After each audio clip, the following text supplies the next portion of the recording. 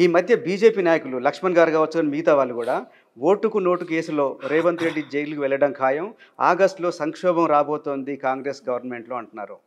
ఏమైనా చాలా రాబోతుందా? కళలు కంటున్నారు బాస్. ఇవాళ రేపు చాలా కళలు. ఓటుకు నోట్లు తప్పేమున్నది నేను చెప్తున్నా. వాట్ ఈజ్ ఓటుకు నోటు? అంటే లంచం ఇవ్వడం తప్పు కదా ఓటు కోసం? ఏది లంచం ఇచ్చి ఓటు సరే, ఒకవేళ ఇస్తే పోయిండు, ఆల్రెడీ దాంట్లో పోయొచ్చిండు కదా, దానికి ఏదన్నా ఉంటే శిక్ష అవుతుంది. తప్పు. ఇప్పుడు రాజకీయ ఎత్తుగడులు ఎన్నో నడుస్తుంటాయి. అలాగే శిక్ష పడి రేవంత్ రెడ్డి జైలుకి వెళ్తాడు, ప్రభుత్వం కూలిపోతుంది అనేది బీజేపీ నాయకుల అంచనా. వాళ్ళు కలలు కనమను. ఒకవేళ రేవంత్ రెడ్డి లోపలికి పోయినా జైళ్ళ నుంచి మళ్ళీ గవర్నమెంట్ నడుపుతాడని చెప్పి మా అందరికి భరోసా ఉంది. మోడీ రేవంత్ సర్కార్ని కూల్చేస్తాడని చెప్పి కేసీఆర్ పదే పదే చెప్తున్నాడు. అట్లాంటి అవకాశం ఏమైనా ఉందా? చెప్తున్నా కదా బాసు, ప్రజలు మెచ్చిన మనిషి. ఇప్పుడైనా ప్రజలు కావాలనుకున్న మనిషి. దరిదాపుల కూడా ఇంకొక పార్టీ దగ్గర కనపడతలేదు. మీరు ఒకటి రాసి పెట్టుకోండి, నెక్స్ట్ 5 years కూడా ముఖ్యమంత్రిగా ఏదైతుందో రేవంత్ రెడ్డి గారు ఉంటారు, కాంగ్రెస్ పార్టీ ఉంటుంది. కానీ కాంగ్రెస్లో ఉన్న మంత్రులు 30 మంది ఎమ్మెల్యేలు మాకు టచ్లో ఉన్నారని చెప్పి బీజేపీ లెజిస్లేచర్ పార్టీ నాయకుడు ఏలేటి మహేశ్వర్ రెడ్డి బహిరంగంగా ప్రెస్ మీట్ పెట్టి చెప్పాడు. ఏమైనా ప్రమాదం లేదా గవర్నమెంట్కి? అటువంటిది ఏ ప్రమాదం ఉండదు. అది కూడా కాకుండా ఏదైతుందో పోయి కూడా ఏదైతుందో ఈ ఎమ్మెల్యేలు కానీ మంత్రులు కానీ నేను అనుకుంటే బీజేపీ రూలింగ్లకైతే పోరు. అది నేను 100% చెప్తాను, గ్యారంటీ ఇస్తాను. వాళ్ళకి ఎవ్వరికి కూడా అటువంటి ఆశ లేదు, దాంట్లోకి పోవాల్సిన అవసరం కూడా లేదు. చేవెళ్ళ కాంగ్రెస్ అభ్యర్థిగా పోటీ చేసిన రంజిత్ రెడ్డిని కాంగ్రెస్లోకి మీరే తీసుకొచ్చారా? లేదండి, he's a very good friend of mine. చాలా నాకు పరిచయం ఉంది, అంతా చేస్తున్నారు. కానీ నేను ఎప్పుడు కూడా ఆయన నాతోటి ఈ విషయంలో టచ్ కాలేదు, నేను ఆయనతోటి మాట్లాడలేదు.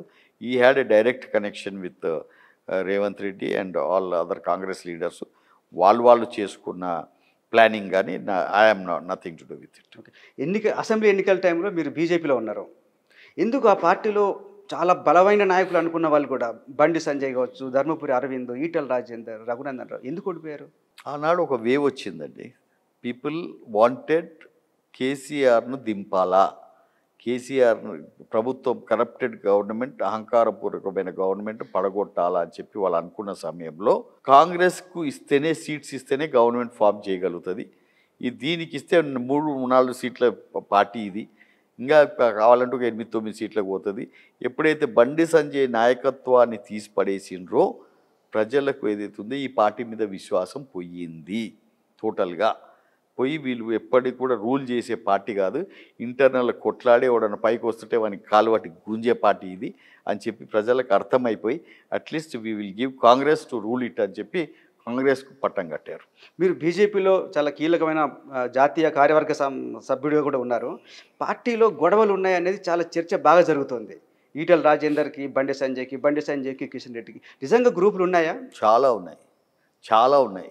లేకపోయినా కానీ కావాలని చెప్పి కూడా క్రియేట్ చేస్తారు.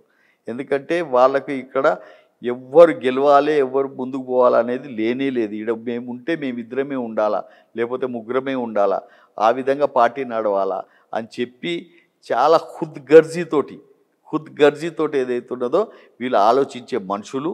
దీనిని ఎప్పుడు కూడా ఏదైతే ఉంటుందో బాయిల కప్ప ఉండి ఇదే మొత్తం ప్రపంచం అనుకుంటారు కదా, అట్లా ఒక 2-3 ఏదైతే ఉన్నారో ఆ పార్టీ ఆఫీసే మాది, మేమే దీనికి నాయకులము, ఇంకెవ్వడు కూడా బయటోడు వచ్చినా కానీ వాడిని ఇమడనియొద్దు అని చెప్పి టోటల్గా వచ్చిన వాళ్ళని అందరినీ కూడా ఎలగొట్టి, మొన్న కూడా మీరు చూసారు ఎవరు అట్లా అనుకున్న వాళ్ళు ఎవరు కిషన్ రెడ్డి లక్ష్మణ్ అనుకునేది ఏంటంటే ఎవరు కూడా గెలవకూడదు అని వాళ్ళు అనుకుంటారు. మళ్ళీ లక్ష్మణ్ ఏమనుకుంటాడు అంటే కిషన్ రెడ్డి గెలవద్దు అనుకుంటాడు. ఈ విధంగా వాళ్ళందరూ కూడా ఏదైతే ఉన్నదో ఎవరికి వాళ్ళు ఇదైపోయే మనుషులు వాళ్ళు. కానీ బండి సంజయ్, ఈటల రాజేందర్ కూడా మధ్యలో కూడా ఇష్యూస్ ఉన్నాయి అంటారు. అవును, దాన్ని నడిపింది ఎవరు, దాన్ని పొగ పెట్టింది ఎవరు, చేసింది వీళ్ళు వీళ్ళందరూ కూడా చేయబట్టి బండి సంజయ్ని పక్క పోవడం జరిగింది. ఆడ అపాయింట్మెంట్లు ఢిల్లీలో ఎవరు ఇప్పించారు ఈటల రాజేందర్కి తెలియదా మనకు? ఏ విధంగా ఆయనను షడ్యంతరం చేసి కిందికి లాగారో తెలియదు అందరికీ, ప్రతి ఒక్కరు తెలుసు. కాబట్టి ఈడ ఉన్న పార్టీ ఏదైతే ఉన్నదో వీళ్ళు ఎప్పటికైనా కానీ భారతీయ జనతా పార్టీని ఎదగనివ్వరు. చాలామంది మీరు చూశారు, ఎంతమంది అయితే నాయకులు బయట నుంచి వచ్చారో ఆల్మోస్ట్ అందరు వెళ్ళిపోయారు. కారణం ఏంటి? ఇప్పుడు అదే ఇమ్మడలేదు. ఆడ చెప్తున్నాం కదా, వాళ్ళు చేయలేరు, వాళ్ళ చేత కాదు, వాళ్ళు ఉన్న నలుగురు ఉండాలా వాళ్ళతోటి, వాళ్ళకు they are not interested in parties progress.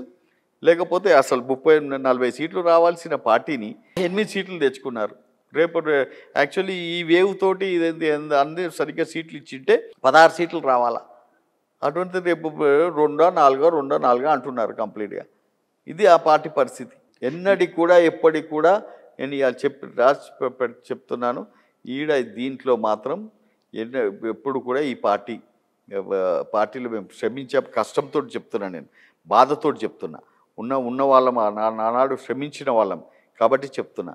వీళ్ళ కుట్రంత్రాలతోటి ఇవన్నిటితోటి ఏదైతుందో ఈ పార్టీ ముందరికి రాదు ఎప్పటికైనా కానీ. కానీ వచ్చే అసెంబ్లీ ఎన్నికల నాటికి బీజేపీ అధికారంలోకి వస్తుంది, తీసుకొస్తామని చాలా గట్టిగా చెప్తున్నారు వాళ్ళు. 1983 నుంచి చెప్తున్నారు వాళ్ళు. అది అర్థమైందా? ఎప్పుడు కూడా వాళ్ళకు అది అయ్యేది కాదు. అసలు ఎంత సిగ్గుచేటండి, ఒక సిగ్గుచేటు ఏంటంటే 50 సంవత్సరాలుగా నడుస్తున్న ఈ పార్టీలో 10 మందిని తెచ్చుకుంటారండి బయట నుంచి, అవుట్సోర్సింగ్ తెచ్చి క్యాండిడేట్లను పెడతారా? ఆ పార్టీలో పనిచేస్తున్న నాయకులు సరిపోరా ఓడిపోవటానికి? మీ పార్టీలో కూడా తీసుకొని సీట్లు ఇచ్చారు కదా. అరే ఎక్కడైతే బాగా లేని కాడ మేము ఇచ్చేసాము, బాగా ఎక్కడైతే లేని కాడ మ్యాక్సిమం లేని కాడ చేసుకుంటే తప్పవుతుందా? కాదండి, మేము ఎక్కడైతే మ్యాక్సిమం లేని కాడ ఏదైతే ఉన్నదో ఆ 1-2 సీట్లు మేము తెచ్చుకున్నాం అంతే తప్ప వాళ్ళలాగా 10 సీట్లు అది కూడా ఓడిపోతామని తెలిసి ఇంపోర్ట్ చేసుకుంటారండి. For example Nagar Kurnool seat ఉంది, నాగర్ కర్నూలులో 100% వాళ్ళు ఓడిపోతున్నారు. అదే బంగారు శృతికి ఇచ్చింటే ఏమవుతుండే? ఓడిపోకుండా ఆమె కూడా మంచిగా ఓడిపోతుండే కదా. ఓడిపోవడానికి పెద్ద ఇది గొప్ప కావాలని దానికి ఇంపోర్ట్ చేసి వాళ్ళని ఓడగొట్టించుకుంటావా నువ్వు? మహబాబాద్లో ఉన్న హుసేన్ నాయక్ క్యాండిడేట్ ఉండే, ఓడిపోవడానికి పనికిరాడా? ఖమ్మంలో ఎవరినది ఇంపోర్ట్ చేసుకున్నావు, ఆడ ఉన్న క్యాండిడేట్ పనికిరాడా? వరంగల్లో ఆరూరు రమేష్ రేపు పొద్దున ఓడిపోతున్నాడు, దాని ఆడ ఉన్న పార్టీలో ఉన్న క్యాండిడేట్లు ఓడిపోవడానికి సరిపోరా? కానీ వాళ్ళు చెప్తున్నారు బీజేపీకి భవిష్యత్తు ఉంది, బీజేపీలో చేరితేనే గెలుస్తామని చెప్పి వచ్చి చేరుతున్నారు, మేము ఎట్లా అడ్డుకుంటాం అంటున్నారు. ఎవరు చేయలే, ఎంత నాకు తెలుసు. వాళ్ళ ఇంట్లో చుట్టూ ఎంత తిరిగిండ్రు, ఎంత హంటింగ్ చేసిండ్రు, ఎట్లా ప్రాధేయపడ్డారు, ఇడిచిపెట్టిన వాళ్ళు సీట్లు రావడం వాళ్ళు వచ్చి చేరారు దాంట్లో. ఫైనల్గా తెలంగాణలో ఏ పార్టీకి ఎన్ని సీట్లు ఇస్తారు మీరు? నేను 12-14 సీట్స్ కాంగ్రెస్కి ఇస్తాను. 12-14 సీట్స్. ఓకే. మిగిలిన సీట్లు ఏదైతే ఉందో ఒకవేళ మెదక్కు పోతే 1 సీటు బీఆర్ఎస్కు, ప్రతిమది ఏదో బీజేపీకి ఇస్తాను. MIM definitely, MIM is definitely there. Okay. మరిన్ని వీడియోస్ కోసం ఛానల్ సబ్స్క్రైబ్ చేయండి, లేటెస్ట్ అప్డేట్స్ కోసం వాట్సాప్ ఛానల్ ఫాలో చేయండి, అండ్ లింక్ డిస్క్రిప్షన్లో ఉంది.